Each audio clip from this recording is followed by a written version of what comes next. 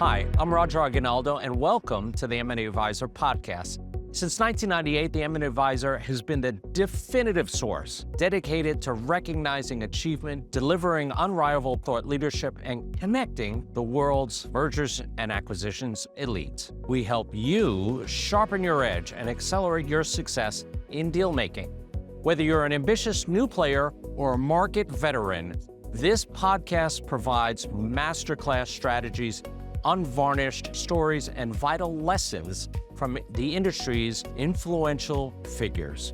Before we launch into this episode, be sure to follow us on YouTube, Apple Podcasts, and Spotify, and subscribe to our essential M&A Alerts email newsletter.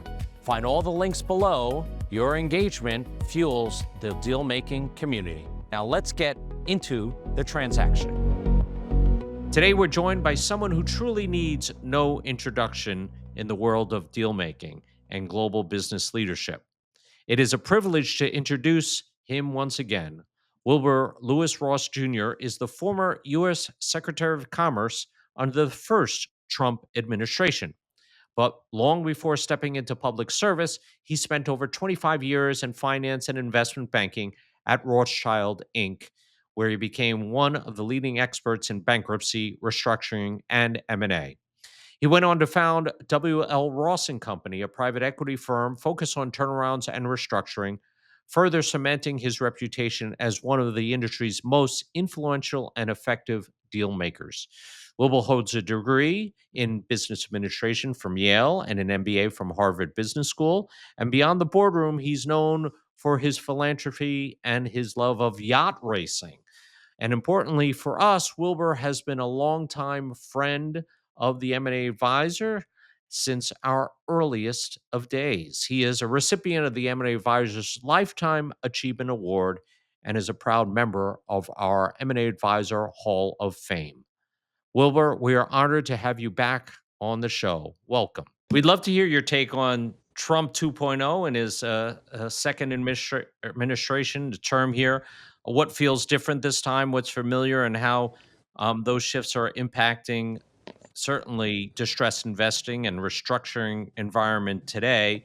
What do you think is certainly the biggest challenges? I know your take on the tariffs. Do you think, let's start there. How do you think the tariffs Well, have I been think the working in the biggest first month? risk to business in general is what's going to happen to the tariffs. I watched the Supreme Court hearing yesterday, and the justices have raised some very interesting points in response to the arguments presented by the plaintiffs.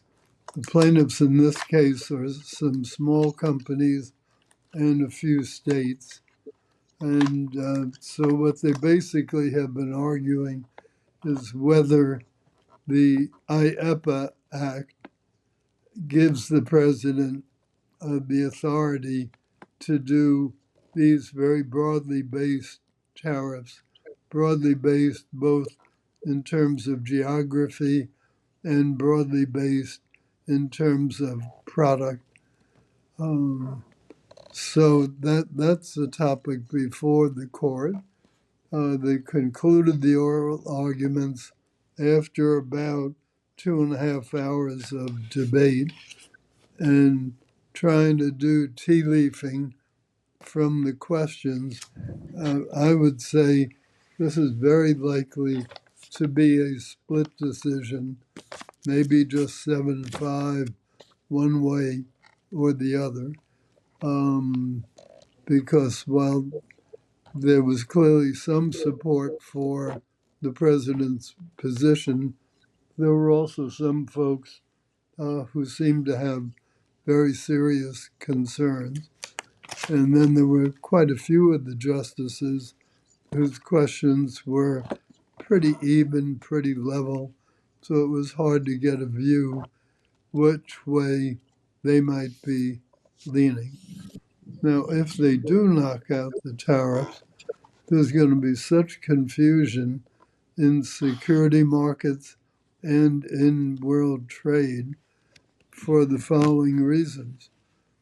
First of all, if you're a businessman and you've already started relocating your supply chain, what do?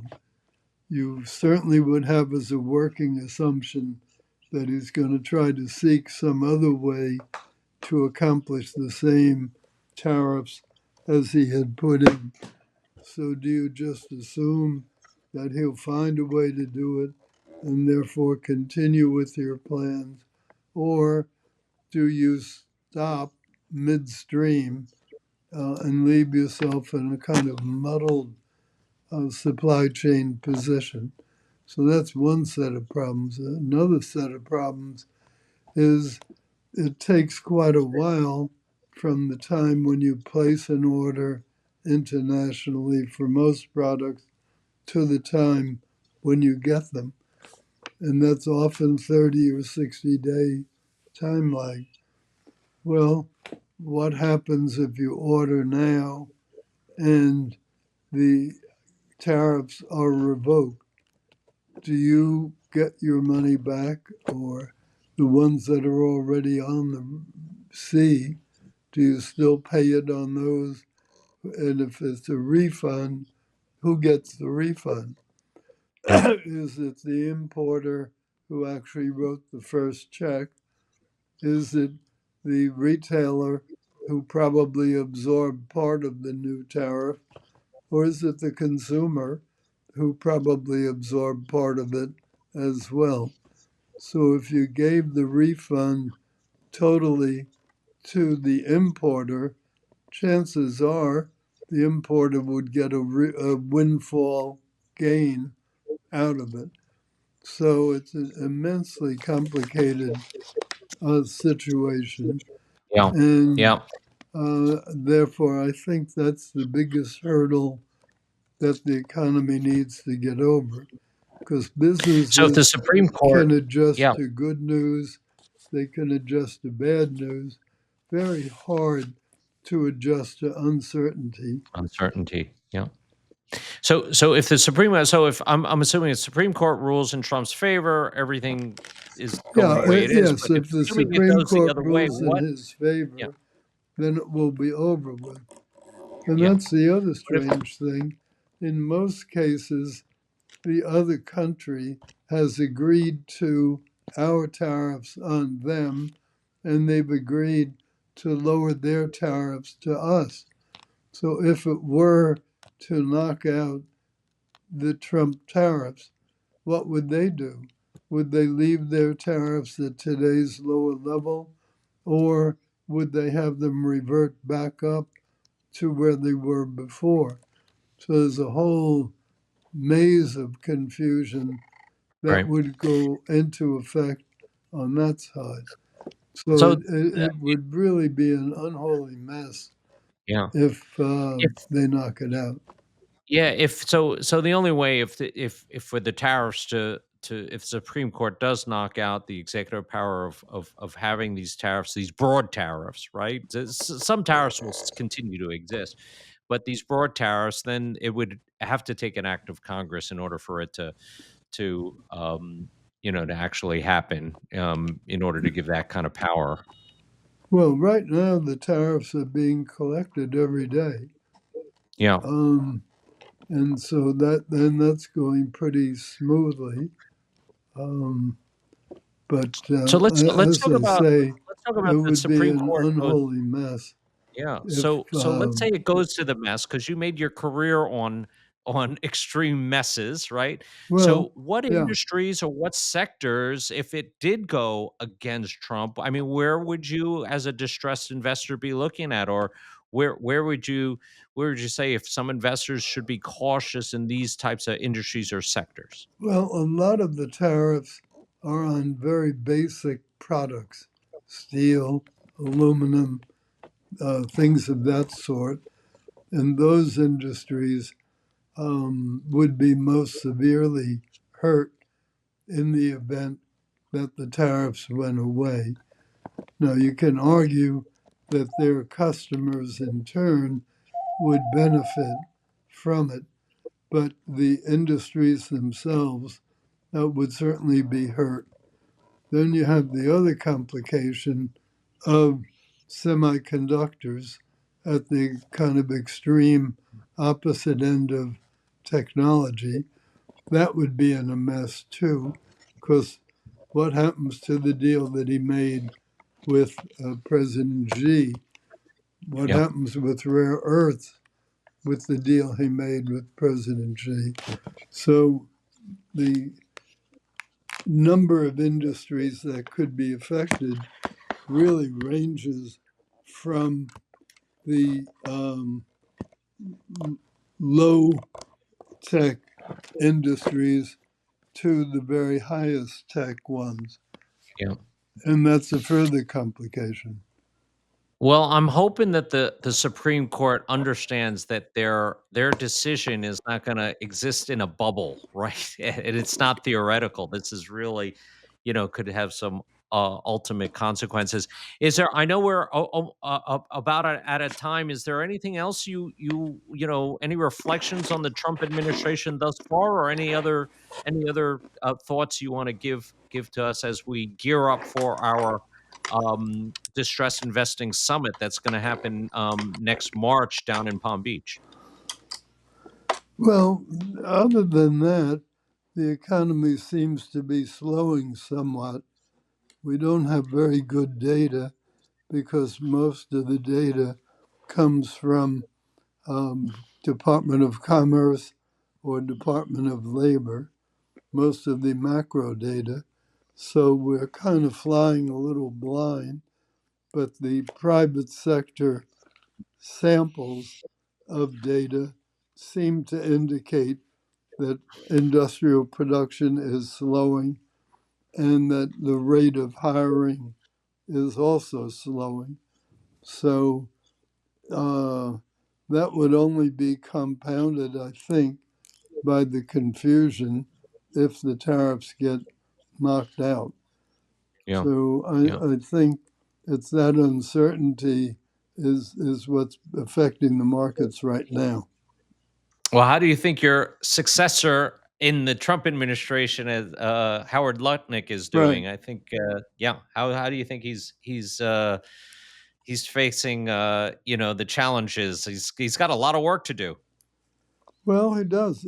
Commerce is an immensely complicated department because it has in it everything from the Census Bureau to the Weather Service to the National Institute of Science and Technology to running 16 space satellites to the Minority Development Agency.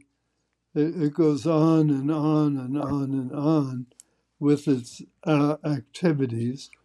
Yeah. So, Although they're um, shut down right now, aren't they? Or a good part of them, portion of them are shut down.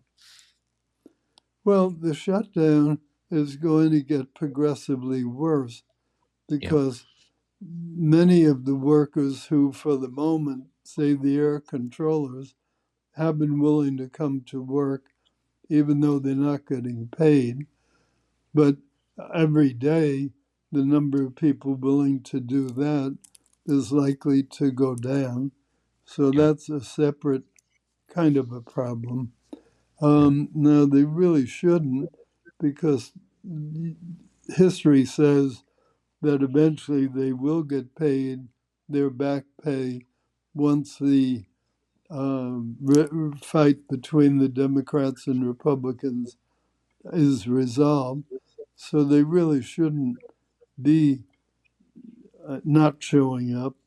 But by the virtue of the fact that they aren't showing up, it puts pressure on the Congress people to act because yeah, their constituents are the ones who are being hurt by the shutdown. And you're yeah, talking about a couple of million people when you go all through the government.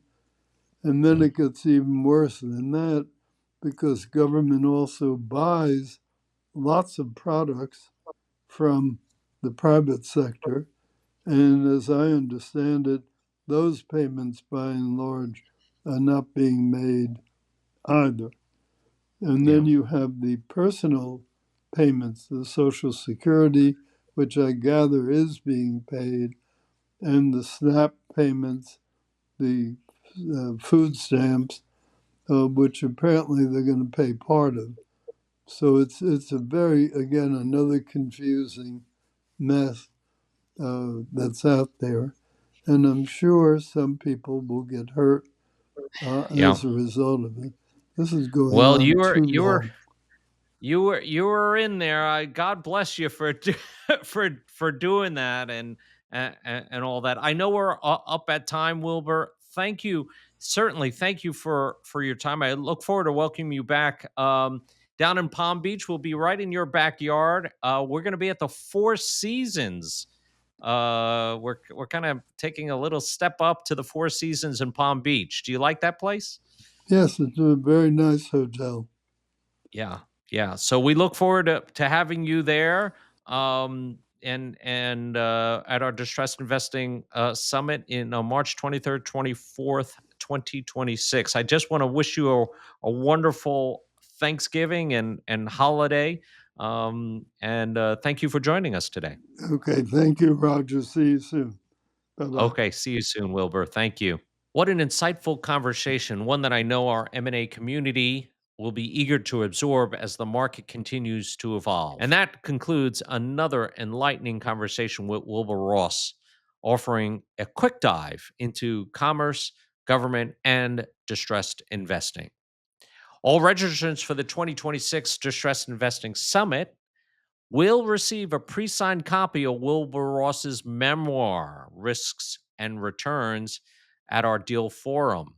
This highly anticipated book delves into his remarkable career, offering invaluable insights from his experience in business and life. We sold out the last time of all the copies last year when he came down. We anticipate another sellout of all these books, so please register early. We hope today's episode delivered actionable intelligence. We want to hear from the field. Share your questions or insights, leave a message on your favorite platform, or email us at editor@maadvisor.com. To secure your steady feed of premium M&A content, follow us on Spotify, Apple Podcasts, and YouTube, and subscribe to our M&A Alerts email newsletter. Find the links in the description below or visit us directly at our website at www.maadvisor.com. I'm Roger Aguinaldo, founder and CEO of the M&A Advisor. Thank you for being part of the M&A Advisor community. Until next time, stay decisive, stay connected, and happy dealing.